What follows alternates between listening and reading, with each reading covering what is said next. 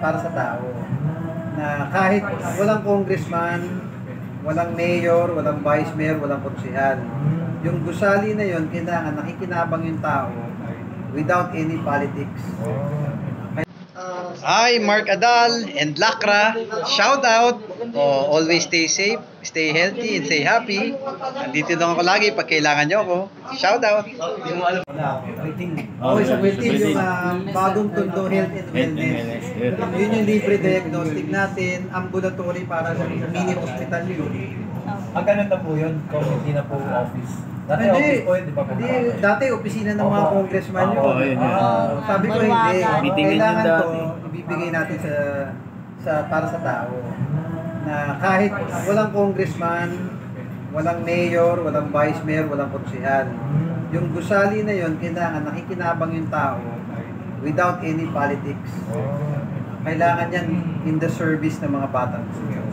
Kasi kapag gagawin kong opisina yon, kapag gano'n naman ang politiko eh. Pagkalaban, bawal ka. O pagka ganyan, dito ka. Pag nawala na yung politiko, wala na rin yung building. Di ba gano'n yun? Kasi una, wala nang pondo. Pangalawa, kalaban na nanalo. Ako, basta itatayo kong gusali. Kahit sinong maupo dyan. Kahit sinong maupo. Mapapalitan ng mayor, mapapalitan ng congressman. Magagamit na. Maiksi lang buhay natin eh. Pero importante, no matter what happens, walang politika ang mga gusali kasi pera ng taong bayan. Kailangan pakinabangan ng taong bayan nang hindi ginagamit ng mga politics. Yun ang goal ko. Para si Yorme, mo, mga eskwelang ginawa niya, di ba? Hindi siya Yorme, pero nakatirik yung gusali. Pinapakinabangan ng mga estudyante ng Rosario Almario Elementary School. Ako yun din ang sabi. Hopefully. Kaya nga sabi namin kung para ka rin si Yorme. Basta para lang sa makatulong tayo tsaka may maiiwan tayo. Alam mo yung parang minsan gasgas eh. Gusto ko meron yung legacy, wala namang naiiwan. Pero sa totoo lang, pag umabot ko sa point na yun, nakakatulong ka na sa tao. Darating talaga yung point maiisip mo na hindi pa habang buhay nandito ka.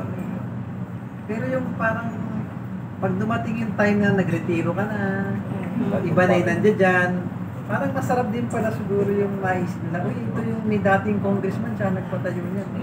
Diba? Maalala ka po. Maalala ka niya. Uy, apo ko, dyan ginamot to.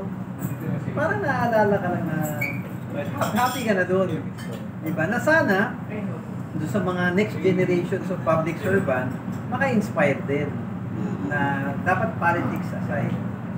Dapat laging for the benefit of the mamamayan. Okay? Yes. Pwede picture tayo.